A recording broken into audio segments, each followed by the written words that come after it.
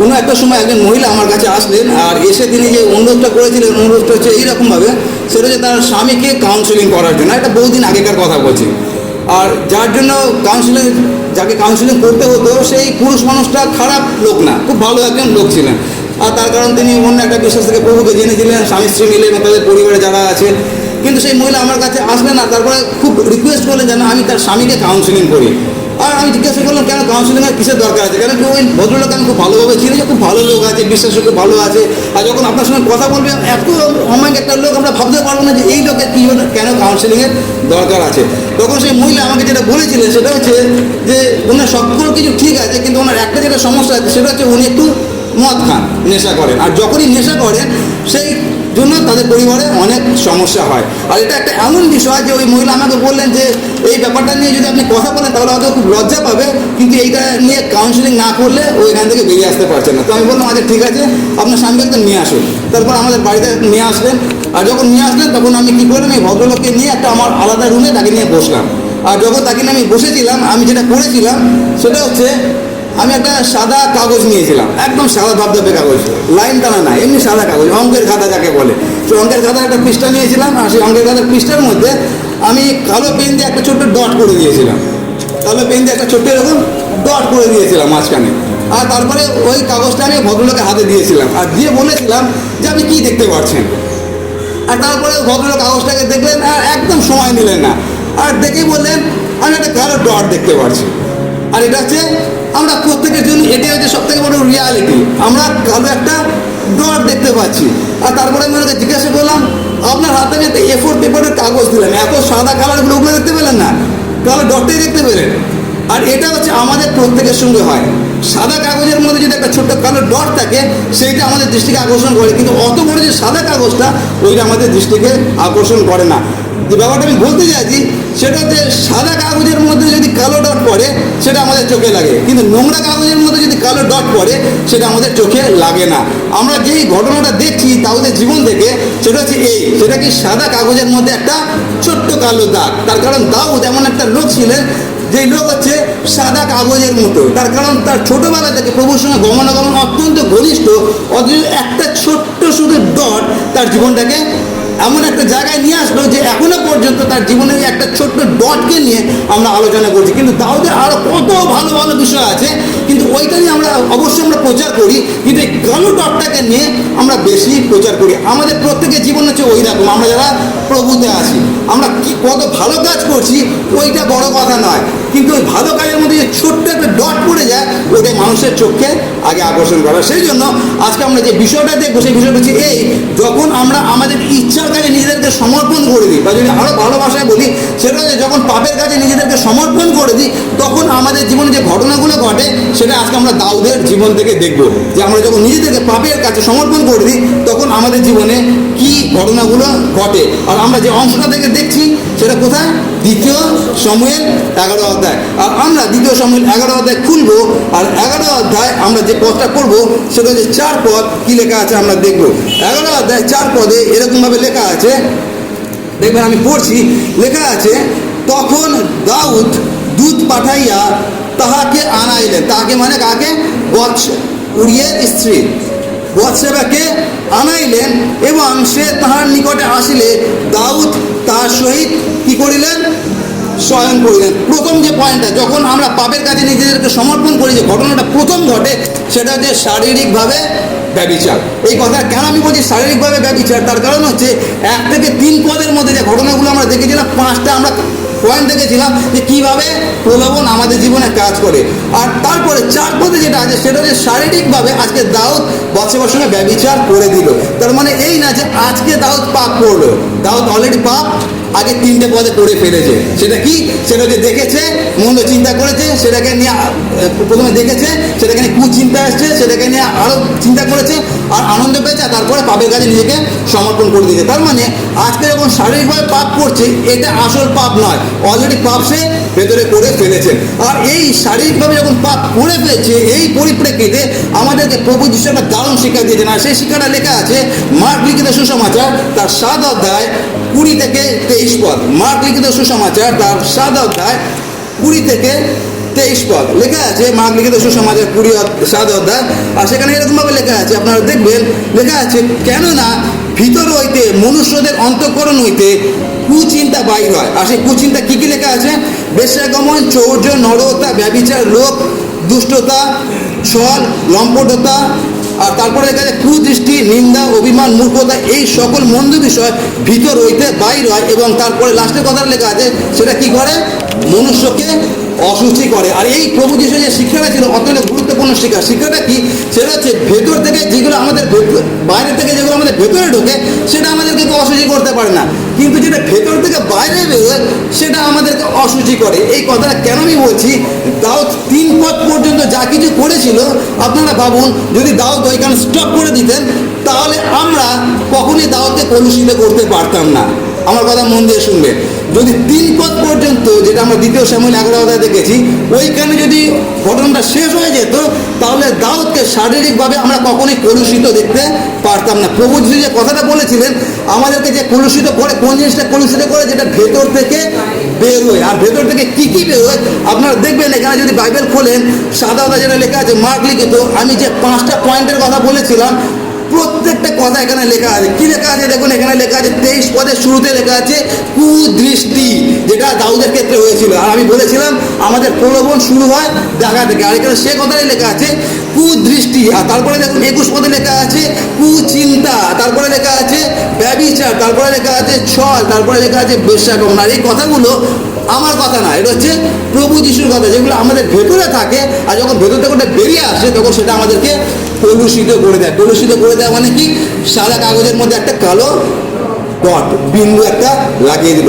সারা জীবন ধরে আমি কীভাবে জীবনযাপন করছি ওটা বড় কথা নয়, কত বড় পাদ্রী আমি কত ভালো ভালো প্রচার করছি ওটা বড় কথা নয়, কিন্তু যদি জীবনের শেষে এসে এইরকম যদি একটা ডট, একটা বিন্দু যদি আমার জীবনে চলে আসলো, তাহলে যা কিছু আমি করেছিলাম তাসের ঘরের মতো সব ভেঙে চুরে পড়ে যায়। সেই কথাটা এখানে প্রভু যিশু বলেছেন যে আমাদেরকে বাইরে থেকে কোনো কিছু কলুষিত করতে পারে না, কিন্তু ভেতর থেকে যেগুলো বেরোয় সেগুলো আমাদেরকে কলুষিত করে। তার মানে আমি যেটা বলতে চাইছি সেটা হচ্ছে দাউদ 3 পদ পর্যন্ত যা কিছু করেছিলেন ওইখানে যদি তিনি বন্ধ হয়ে যেতেন তাহলে দাউদকে আমরা কখনোই বুঝতে পারতাম না যে দাউদের মধ্যে একটা কলঙ্ক আছে।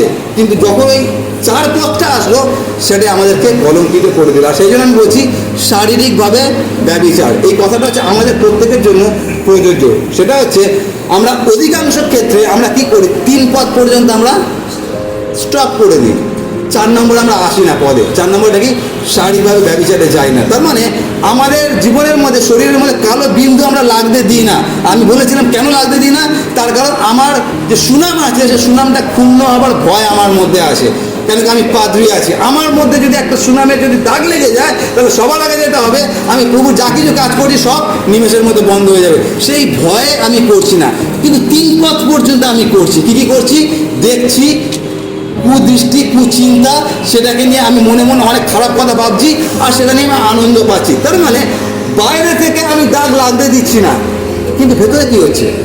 আর সেটা হচ্ছে সব থেকে ভয়ানক বিষয়। আর সেই জন্য যখন আমরা নিজের স্বাধীন ইচ্ছার কাছে নিজেদেরকে সমর্পণ করি, যেটা হয় সেটা হয়তো শারীরিকভাবে আমরা নিজেদেরকে কলুষিত করে ফেলি। এক তো আর্থিকভাবে করে ফেলেছি, এবং বাহ্যিকভাবেও সেটা আমরা করে ফেলি। আর সেই জন্য প্রথম যে বিষয়টা হচ্ছে, প্রথম বিষয়টা কি?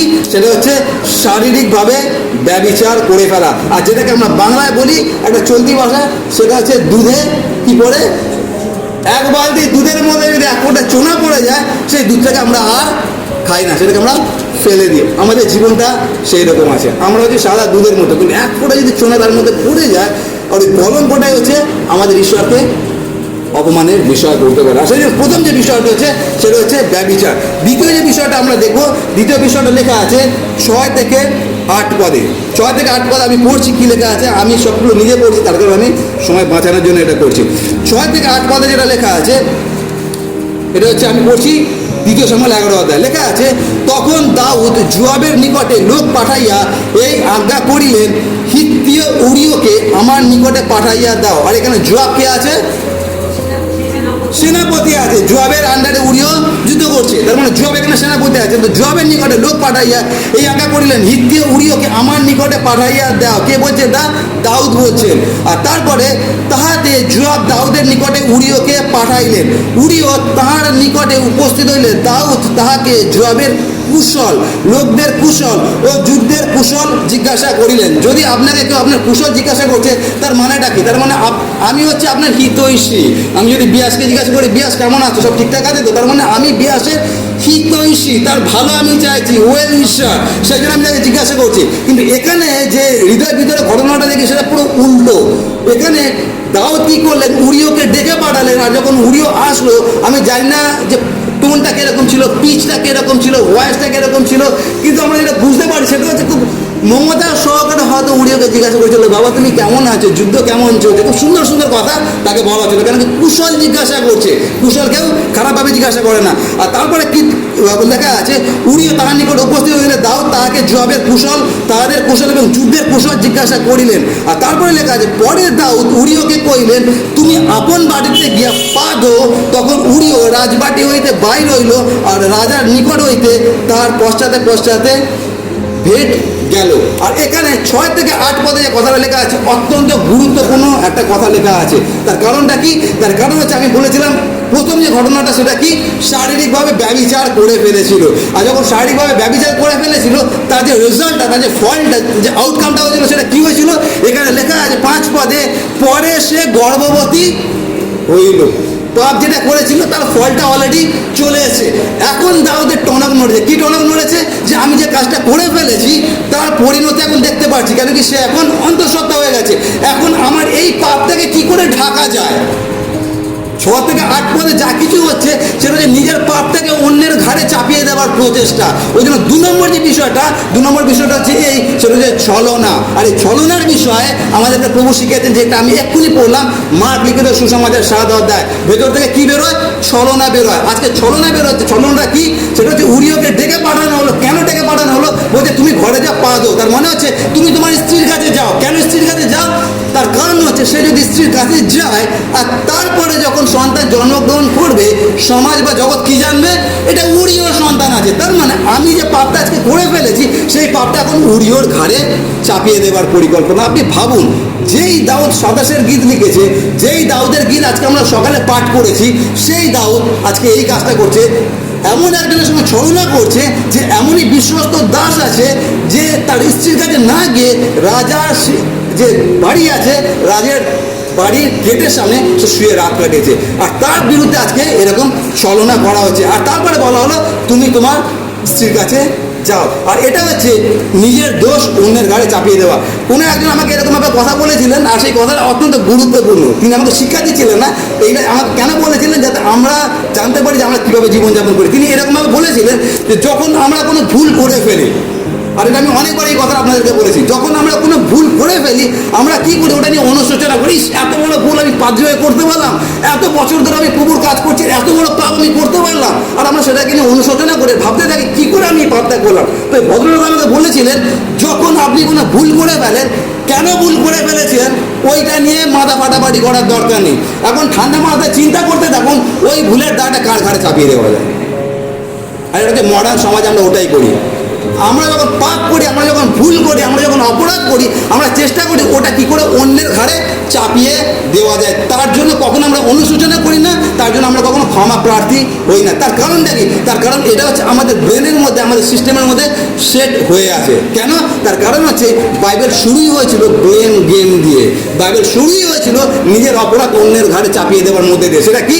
সেটা হচ্ছে তারা পাপ করলো, আর তারপর ঈশ্বর বলেন, আদম তোমাকে আমি মানা করেছিলাম বাবা, ওই ফলটা তুমি খেও না, কেন তুমি খেয়েছো? প্রভু আমি তো খাইনি, তুমি যে নারীকে দিয়েছো, নারী আমাকে ভুলিয়েছে। সরাসরি বললো না সরি। তারপরে হওয়াকে যখন জিজ্ঞাসা করা হলো, হওয়ার উত্তর কী ছিল? আমি তো খাইনি, আমাকে সাপ ভুলিয়েছে।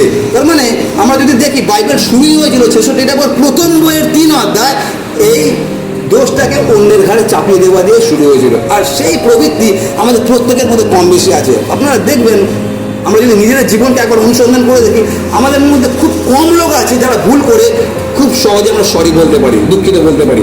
অধিকাংশ সময় আমাদের যেটা হয়ে আছে আমাদের সিস্টেমের মধ্যে, সেটা যেই ভুল করে ফেলেছি এটা কার ঘাড়ে এখন আমি চাপিয়ে দিতে পারি। আর সেই জন্য প্রথম যে দ্বিতীয় যেটা কি, দ্বিতীয় হচ্ছে ছলনা। আর এই ছলনাটা হচ্ছে, এটা হচ্ছে প্রথম ছলনা। আমরা দুটো ছলনা দেখবো। প্রথম ছলনাটা কি? সেটা হচ্ছে তাকে ডেকে পাঠানো হলো আর তার স্ত্রীর কাছে পাঠিয়ে দেওয়া হলো। কিন্তু উড়িও যে কাজটা করেছিল, 9 পদে লেখা আছে, কিন্তু উড়িও আপন প্রভুর দাসগণের সঙ্গে রাজবাটির দ্বারে শয়ন করিল, ঘরে কত দারুণ একটা লোক। আর উড়িও যদি ডায়লগটা আপনারা শোনেন, উড়িও বলছে যে যখন নিয়ম সিন্ধুক এরকম বাইরে আছে, আমার প্রভু জুয়াস যুদ্ধ করছে, আমার বন্ধুরা সেখানে যুদ্ধ করছে, জীবনের সঙ্গে সংগ্রাম করছে, আর আমি যাবো আমার স্ত্রীর কাছে আমার প্রমোদ করতে, এটা কখনোই হতে পারে না। আমি মশার মধ্যে ওই দাঁড়িয়ে আমি থাকবো, সেটা আমার জন্য ঠিক আছে। তার মানে এই কথা থেকে আমরা বুঝতে পারি যে উড়িও কতটা বিশ্বস্ত দাস তার প্রভুর প্রতি। তার প্রভুকে সে হচ্ছে দাউদ, আর আজকে সেই দাউদ তার জন্য ছলনা করছে। তার মানে যেটা হলো সেটা হচ্ছে শাক দিয়ে মাছ রাখা হলো না, যেটা দাউদ চেষ্টা করেছিলেন। তারপরে যে ঘটনাটা সেটা আরো ভয়ানক ঘটনা। দেখুন 13 পদে লেখা আছে, আর এটা আছে 13 পদে লেখা আছে, আর দাউদ তাহাকে নিমন্ত্রণ করিলে সে তাহার সাক্ষাতে ভোজন পান করিল, পরে তিনি তাহাকে কি করিলেন? মত্ত করিলেন। কিন্তু সে সন্ধ্যাকালে আপন প্রভুর দাসগণের সঙ্গে আপন শয্যায় শয়ন করিবার জন্য বাইরে গেল, ঘরে আবার সে ঘরে গেল না। তার মানে শাক দিয়ে মাছ ডাকা যাচ্ছে না। আমি যতই চেষ্টা করছি আমার পাপটা অন্যের ঘাড়ে চাপিয়ে দিতে, চাপাতে আর পারছি না। কেন কি এটা এমন একটা জিনিস, কাঁঠালের আটার মতো, ছাড়তে যাচ্ছি ছাড়ছি আর না। তো পাপ হচ্ছে ওরকম কাঁঠালের আটা, একবার যদি লেগে গেল ওটাকে ছাড়ানো মুশকিল আছে। তো এখানে সেই ঘটনা ঘটছে। দ্বিতীয় যে ঘটনাটা ঘটছে, আপনি ভাবুন, দাউদ তাকে বাড়িতে নিমন্ত্রণ করলো, একটা সাধারণ যোদ্ধাকে তার টেবিলে খাওয়ার জন্য নিমন্ত্রণ করা হলো। তার মানে তাকে, তোমাকে আমি কতই ভালোবাসি। আর তারপরে তার সঙ্গে শুধু খেলো না, খাওয়ার পরে রাজা তার নিজের মদটা তাকে খাওয়ালো। তার কারণটা কি? তার কারণ এগুলো আমরা সিনেমাতে দেখি না, মদ খাইয়ে তারপর তাকে কোনো একটা খারাপ কাজ করতে পাঠিয়ে দেওয়া হলো। এখন আমরা 2024 সালে মডার্ন সমাজ এগুলো দেখছি, কিন্তু এগুলো 1000 বছর আগে এগুলো অলরেডি হয়েছিল। আর সেটা কে করেছিলেন? রাজা দাউদ সেটা করেছিলেন। আর এখানে যেটা হচ্ছে, তাকে মত্ত করা হলো। কেন মত্ত করা হলো? যেন সে মদের নেশায় যেন সে স্ত্রীর কাছে চলে যায়। কিন্তু যাতে মাতাল তালে ঠিক, মদ তো খেয়েছে, রাজার মদ আমি ফ্রিতে পেয়েছি, খেয়ে আমি নিয়েছি, কিন্তু আমি বিশ্বাসঘাতকতা করবো না যতই আমি নেশা করি না কেন। আর তারপরে সে গেল না, সে ঘরে গেল না। তারপরে দ্বিতীয়টা যেটা, সেটাও হলো না। আর এখনকার দিনে যদি আপনারা দেখেন মডার্ন সমাজ, আপনারা যারা নিউজ সম্বন্ধে যারা ওয়াকিবহাল আছেন, তারা দেখবেন শুধুমাত্র আমাদের দেশে নয়, সারা পৃথিবীতে এই ঘটনাগুলো ঘটে। কোনো ধনী মানুষের কোনো সন্তান, কোনো ছেলে যদি কোনো অপরাধ করে, দেখবেন সে কখনো সাজা পায় না। আর এটা আমাদের দেশে আমরা দেখেছি। আর যখন কোনো ধনী মানুষের ছেলে যখন অপরাধ করে, সে অপরাধ করার পরে তারা যেটা আগে পরিকল্পনা করে, সেটা কি? সেটা হচ্ছে আমার ছেলে যে অপরাধটা করে ফেলেছে, এখন আমার অনেক অর্থ আছে, আমার ক্ষমতা আছে, তারা সবার আগে চেষ্টা করে এই অপরাধটা এখন কার ঘাড়ে চাপিয়ে দেওয়া যায়।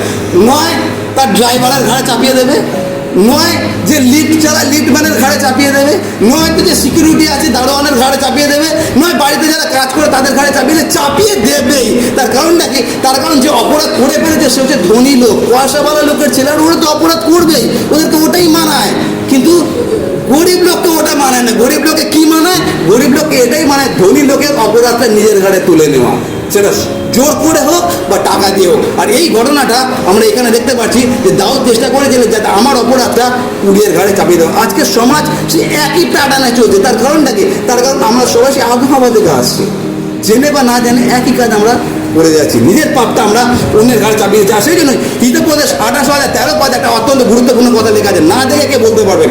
হিতোপদেশ 28:13 পদে কি লেখা আছে? না দেখে কে বলবেন? সেখানে লেখা আছে যে আপন অধর্ম সকল ঢাকে সে কৃতকার্য হইবে না। দেখবেন কি লেখা আছে ওখানে 28:13 পদে, যে আপন অধর্ম সকল ঢাকে সে কৃতকার্য হইবে না, কিন্তু যে কেহ তা স্বীকার করিয়া ত্যাগ করে সে করুণা পাইবে। অত্যন্ত গুরুত্বপূর্ণ কথা আছে।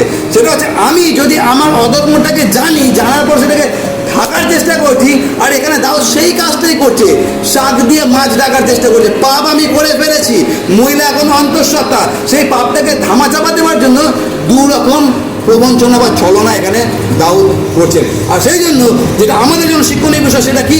সেটা যদি আমরা যারা খ্রিস্টান আছি, আমরা যদি জানতে পেরেছি যে আমি জেনে বা না জেনে আমি কোনো পাপ করে ফেলেছি, ভুল করে ফেলেছি, আমাদের যেটা করণীয় আছে, লেখা আছে যে কেউ সেটাকে ঢাকার চেষ্টা করে সে কখনো কৃতকার্য হবে না, সফল হবে না। কেন কি? পাপ বেরিয়ে আসবেই। আর এটা হচ্ছে একটা ভয়ানক বিষয়, কেন পাপ হচ্ছে কাঁঠালের আঠা। কিন্তু দ্বিতীয় যেটা আছে সেটা কি? যে কেউ তার স্বীকার করিয়া ত্যাগ করে, আর সেই পাপটা যতই ভয়ানক পাপ হোক না হোক না কেন, যদি আমরা সেটা স্বীকার করি এবং প্রভুর কাছে যদি সত্যি আন্তরিকতার সঙ্গে স্বীকার করে এবং ত্যাগ করি, তাহলে অবশ্যই ঈশ্বর আমাদেরকে ক্ষমা করার জন্য প্রস্তুত আছে। সেই জন্য তো প্রভু যিশু ক্রুশের উপর থেকে সবার আগে যে কথাটা বলেছিলেন, পিতা ইহাদিগকে ক্ষমা করো, কেননা ইহারা কি করতেছে তা জানে না। ইহার কি করছে?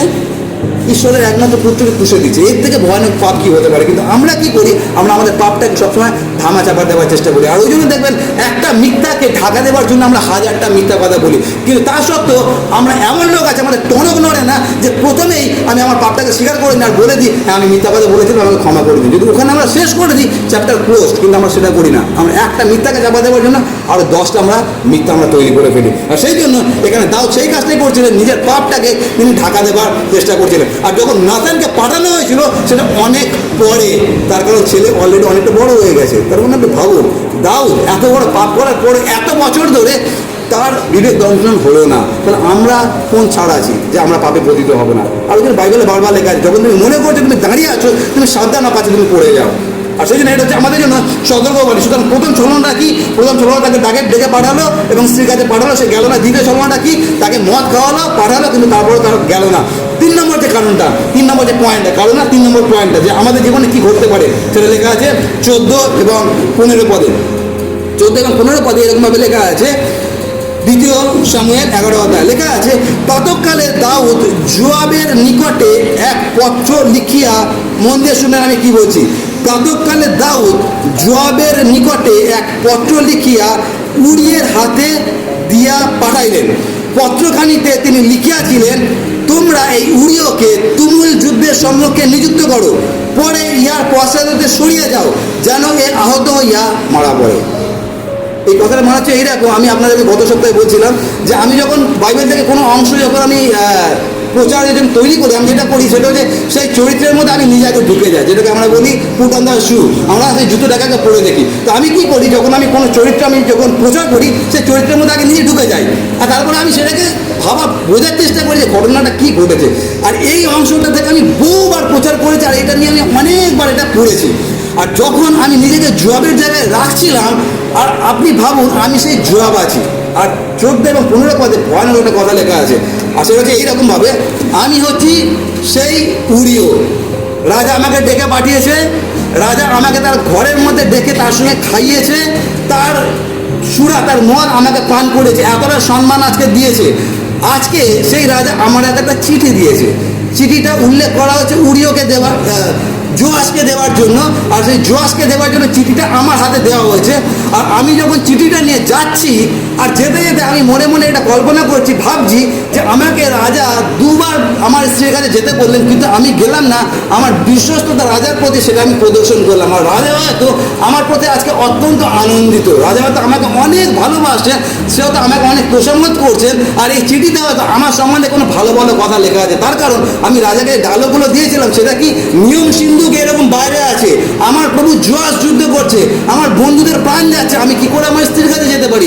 এত সুন্দর, এত একটা ধার্মিকতার কথা আমি আমার প্রভুকে বলেছিলাম, যার নাম হচ্ছে দাউদ। সুতরাং দাউদ রাজা হয়তো আমাতে আজকে অনেক আনন্দিত, অনেক খুশি। আর তারপরে সেই চিঠিটা নিয়ে আমি যাচ্ছি আনন্দ করতে করতে, আর মনে এইরকম ভাবছি, আর ভাবতে ভাবতে হঠাৎ আমার মাথায় আসলো, চিঠিটা একবার খুলে দেখি তো যে আমার সম্বন্ধে দাউদ রাজা কি ভালো কথা লিখেছেন। কেন কি দাউদকে তো আমি এতটা ভালোবাসি, দাউদের সম্বন্ধে আমি এতটা বিশ্বস্ত। আর তারপরে চিঠিটা আমি আস্তে আস্তে খুললাম, আর তখনকার চিঠি রোল করা থাকতো। আর যখন চিঠিটা আমি খুললাম, আর খুলতে খুলতে আমি পড়ছি, কি পড়ছি, কেন কি চিঠিটা জবাবের হাতে, চিঠিটা আমার হাতে। আর চিঠির মধ্যে এরকমভাবে লেখা আছে, কি লেখা আছে? লেখা আছে, এই কোমলনন্দীকে যেখানে ভয়ানক যুদ্ধ হচ্ছে ওখানে তুমি পাঠিয়ে দাও, আর তার সঙ্গে তোমরাও যাও। আর যখন যুদ্ধ খুব ভয়ানকভাবে হচ্ছে, তখন তোমরা ওখান থেকে পালিয়ে আসো, যাতে কোমলনন্দী সেখানে একা থাকে, আসে মারা পড়ে। আর যখন এটা আমি পড়ছি, আর আমার চোখ দিয়ে অটোমেটিক জল গড়িয়ে পড়ছে, আমি বুঝতে পারছি না কেন জল গড়িয়ে পড়ছে। তার কারণ হচ্ছে যেই প্রভুকে আমি এতটাই তার প্রতি বিশ্বস্ত যে আমি আমার নিজের প্রাণ দিতে আমি রাজি আছি। যখন থেকে আমি এই যুদ্ধক্ষেত্রে জয়েন করেছিলাম, এখনও পর্যন্ত আমি প্রভুর বিরুদ্ধে কোনো কাজ করিনি, এতটাই আমি বিশ্বস্তভাবে জীবনযাপন করছি। আর সেই প্রভু আজকে যে চিঠিটা লিখে পাঠাচ্ছে, সেটা হচ্ছে আমারই মৃত্যুর চিঠি আমার হাত দিয়ে পাঠাচ্ছে। আর যখন আমি এটা পড়ছিলাম, আমার মনে পড়ছিল তখন গলগাতাতে প্রভু যিশুকে নিয়ে যাওয়া ছিল, নিজের ক্রুশ নিজে বহন করছে। আজকে এখানে উরিও নিজের মৃত্যু নিজে বহন করছে, চিঠিটা নিয়ে যাচ্ছে। চিঠির মধ্যে কী লেখা আছে? কে মেরে ফেলো। কে লিখছে? যেই রাজার প্রতি এতটা বিশ্বস্ত, কতটা ভয়ানক বিষয়।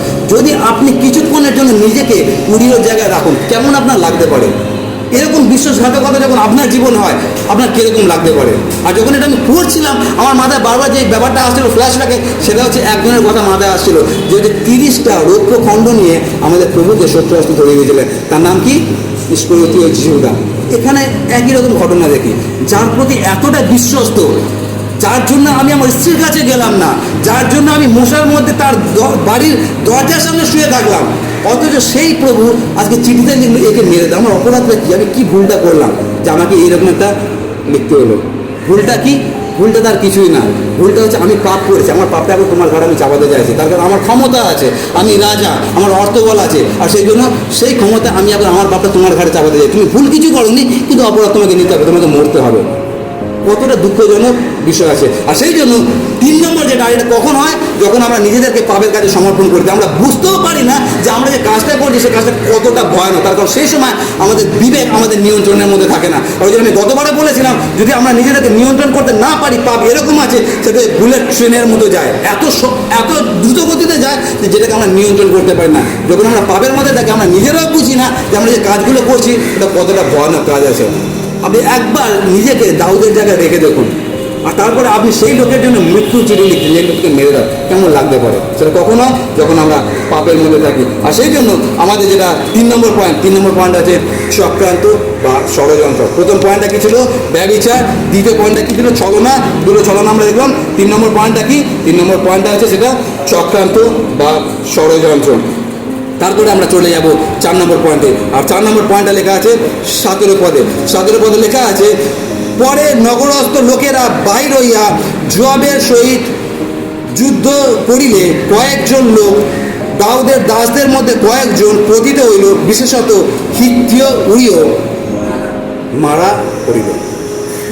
4 নম্বর পয়েন্ট, যখন আমরা নিজেদেরকে পাপের কাজে সমর্পণ করে দিই, যেটা আমরা করি সেটা হচ্ছে এটা। সেটা কি? সেটা হচ্ছে আমরা অন্য লোকে মেরে ফেলি, মৃত্যু দিই, হত্যা করি। আর 10 আগে লেখা আছে, তোমরা নরহত্যা। সবার জন্য প্রযোজ্য, দাউদের জন্য প্রযোজ্য, আমাদের জন্য প্রযোজ্য। দাউদের যুদ্ধ করে শত্রুকে মারছে, ওটা আলাদা ব্যাপার, কিন্তু যখন জোয়াবকে মারছে ওটা একেবারে আলাদা ব্যাপার না। ওটা যে সেই একই জায়গায় ঢুকে যাচ্ছে। সেটা কি? সেটা হচ্ছে তোমরা রক্তপাত করিও না। আর এখানে 4 নম্বর যেটা পয়েন্ট, সেটা কি? সেটা হচ্ছে হত্যা। আর এই দাউদ কোনো একটা সময় 1 শামুয়েল 24:10 তিনি বলেছিলেন, শাউলকে দূর থেকে বলছেন, দেখুন আমি আপনার কত নিকটে গিয়েছিলাম, কিন্তু আমি আপনাকে মারিনি। কেন আপনাকে মারিনি? তার কারণ আমি ঈশ্বরের অভিষিক্ত লোকের গায়ে কখনো হাত তুলব না। এত সাধু কথা এই দাউদ বলেছিলেন। আজকে সেই দাউদ এমন একটা লোককে মারছে, যেই লোকটা সে কোনো অপরাধ করেনি, কোনো ভুল করেনি, বরঞ্চ সে তার প্রভুর প্রতি এতটা বিশ্বস্ত। তার সব থেকে বড় যেটা দোষ ছিল, দোষটা এটাই ছিল যে সে বিশ্বস্ত। সে যদি সেই দিনকে তার স্ত্রীর কাছে যেত অবিশ্বস্তভাবে, তার আজকে প্রাণ যেত না। আমাদের প্রত্যেকের জন্য দেখবেন অনেক সময় এটা ঘটে, যখন আপনি বিশ্বস্তভাবে জীবনযাপন করেন প্রভুতে, আপনার জীবনে অনেক সংকট। আর তখন আমাদের মাথায় প্রশ্ন আসে, প্রভু আমি এত বিশ্বস্তভাবে তোমার সঙ্গে আমি জীবনযাপন করছি, তাহলে আমার জীবনে কেন এত সংকট? এখানে আমরা উড়িয় জীবন থেকে সেটাই দেখি। উড়িয় সব থেকে বড় যেটা সমস্যা ছিল, তার সব থেকে বড় যেটা ভুল ছিল, ভুল এটাই ছিল যে সে যে বিশ্বস্ত ছিল। এটা হচ্ছে তার জীবনে সব থেকে বড় ভুল। সে যদি বিশ্বস্ত না হতো, সে যদি স্ত্রীর কাছে যেত, সে মারা পড়তো না। আমরা যখন জগতের দিকে তাকাই, যেসব মানুষরা পাপের মধ্যে আছে, বিশ্বস্তভাবে জীবনযাপন করে না, দিনের পর দিন তাদের উন্নতি হচ্ছে। আমরা যারা প্রভুতে আছি, আমাদের উন্নতি অতটা চোখে পড়ে না। ওই জন্য 73 গীত লেখা হয়েছিল। আর এখানে আমরা সেই ঘটনাটা দেখি। সুতরাং 4 নম্বর যেটা, সেটা কি? সেটা হচ্ছে মৃত্যু। আর আমরা বাংলা একটা কথা বলি, সেটা হচ্ছে মুখে মিষ্টি আর অন্তরে খুর বা বিষ। মুখে মিষ্টি, অন্তরে খুর বা বিষ। প্রথমবার ডেকে পাঠানো হলো, কুশল জিজ্ঞাসা করা হলো। দ্বিতীয়বার তাকে আমন্ত্রণ করা হলো, একসঙ্গে খাওয়া হলো। এই এত কিছু কুশল জিজ্ঞাসা করা, তাকে নিমন্ত্রণ করে খাওয়ানো, এত ভালো ভালো কথা বলা, উদ্দেশ্য কিন্তু এগুলো একেবারেই না। উদ্দেশ্যটা কী ছিল? একে কীভাবে আমি হত্যা করতে পারি, বা আমার পাপটা কীভাবে তার ঘাড়ে আমরা চাপিয়ে দিতে পারি। এটা একটা ভয়ানক বিষয়। 4 নম্বরটা কি? 4 নম্বরটা হত্যা। আর সেই রকম আমরা শারীরিকভাবে হত্যা করি না, কিন্তু আমরা মনে মনে অনেক মানুষকে আমরা হত্যা করে দিই। আর 5 নম্বর পয়েন্টটা, যেটা হচ্ছে অত্যন্ত ভয়ানক বিষয়, 5 নম্বর পয়েন্টটা লেখা আছে 27 পদে। লেখা আছে 27 পদে এইরকমভাবে, আমি 26 থেকে পড়ছি। লেখা আছে, আর উরিয়ের স্ত্রী আপন স্বামী উরিয়ের মৃত্যুর সংবাদ পাইয়া স্বামীর জন্য শোক করিল। আর তারপরে লেখা আছে, পরে শোক অতীত হইলে দাউদ লোক পাঠাইয়া তাহাকে আপন বাটিতে আনাইলেন, তাহাতে সে তাহার স্ত্রী হইল ও তাহার জন্য পুত্র প্রসব করিল। কিন্তু দাউদের কৃত এই কর্ম সদাপ্রভুর দৃষ্টিতে মন্দ হইল। ওই বিষয় নিয়ে আমি পরে আলোচনা করবো। আজকে যে বিষয় নিয়ে আলোচনা করবো সেটা হচ্ছে এই, যখন উড়িয়ে মারা গেলেন, মারা যাওয়ার পরে তার স্ত্রী শোক করলেন। যেই শোক শেষ হয়ে গেল, তারপরে দাউদ যে কাজটা করলো সেটা কি, বৎসেবাকে নিয়ে আসলো, নিয়ে এসে তাকে বিয়ে করলো, তার বউ বানালো। তার মানেটা কি বলুন তো? 5 নম্বর যেটা হচ্ছে সেটা হচ্ছে পাপকে আজকে সামাজিক স্বীকৃতি দেওয়া হলো। মন দিয়ে শুনুন আমি কি বলছি। পাপকে সামাজিক স্বীকৃতি দেওয়া হলো। যেই পাপটা দাউদ করে ফেলেছিলেন, ঢাকার জন্য এত কিছু চেষ্টা করলেন, কোনো কিছু হলো না, আজকে উড়িওকে মেরে ফেলে সবার আগে যে কাজটা করলেন, তাকে বিয়ে করে দিলেন। কেন বিয়ে করে দিলেন? যাতে আমার পাপটা সারা জীবনের জন্য ধামা চাপা পড়ে যায়। তার কারণটা কি? তার কারণ এই মহিলার গর্ভে যে সন্তানটা এসেছিল, তখন আমি তাকে বিয়ে করিনি, পাপের কারণে এসেছিল। এখন সেইটাকে সামাজিক স্বীকৃতি দেওয়ার জন্য যেটা করণীয় আছে, সেটাকে আমি বিয়ে করে নিই। আর যদি বিয়ে করে নিই, তারপরে যদি সন্তান জন্মগ্রহণ করে, তারপরে কিছু বলার নেই। আর এইটা আমরা অনেক বিশ্বাসী যারা ছেলে মেয়ে আছি, আমরা এইটা করে ফেলি। আমি অনেককে ব্যক্তিগত রূপে জানি, সেটা হচ্ছে বিয়ের আগে এইরকম পাপে তারা অলরেডি আটকে গেছে। তারা দেখতে পেয়ে গেছে যে পাপের পরিণাম অলরেডি মহিলার গর্ভে চলে এসছে, এখন কিছু করার নেই, এখন আমাকে বিয়ে করতেই হবে। আর তারপরে তারা বিয়ে করে নেয়। আমি জানি না সেই পরিবারগুলো আগামী দিনে কী করে ঈশ্বরের গৌরব করতে পারে। এখানে দাউদের ঘটনাটা সেটা একই ঘটনা। সেটা হচ্ছে দাউদ পাপ করে নিয়েছে, আজকে যে পাপটাকে সামাজিক স্বীকৃতি তুমি দিয়ে দিলেন। তুমি রাজা হও আর যাই হও না কেন, ঈশ্বরের বইয়ের মধ্যে সকল কিছু লেখা আছে, সেখানে উঁচু নিচু কিছু থাকে না। ওখান থেকে আমরা ডিলিট করতে পারি না। সমাজকে আমরা পয়সা দিয়ে সমাজের চোখে আমরা পট্টি পরিয়ে দিতে পারবো, কিন্তু একজনের চোখে পট্টি পরাতে পারবো না, যে কখনো নিদ্রা যান না, যে কখনো ঘুমান না, সে হচ্ছে ঈশ্বর। তাকে আমরা কি করে ভুল বোঝাতে পারি? তার কাছে আমরা এটা কীভাবে স্বীকৃতি পেতে পারি? আর আজকে যদি আমরা সমাজের দিকে তাকিয়ে দেখেন, এই ঘটনাটা ঘটছে কয়েক হাজার বছর আগে, আজকে 2024 সাল। এখন যদি সমাজের দিকে তাকিয়ে দেখেন, একই ঘটনা ঘটছে। এখন দেখবেন, আমি যখন ইয়াং ছিলাম, তখন আমি দুজন মেয়েকে দেখতাম, তারা হচ্ছে আমার থেকে অনেক জুনিয়র ছিল। আর সেই দুজন মেয়ের মধ্যে তাদের অনেক ঘনিষ্ঠতা ছিল, তারা খুব সবসময় ক্লোজ থাকতো। পরবর্তীকালে যখন দেখলাম যে এই দুটো মেয়ে তারা একে অপরকে বিয়ে করে নিয়েছে, আর এটা তো আমার চোখে দেখা। আর আমি যে ফিল্ডে কাজ করি, এই চাবিতে এই ঘটনাগুলো ঘুরি ঘটে। সেটা হচ্ছে ছেলে ছেলেকে বিয়ে করছে, মেয়ে মেয়েকে বিয়ে করছে। তার কারণ সমাজ স্বীকৃতি দিয়ে দিয়েছে।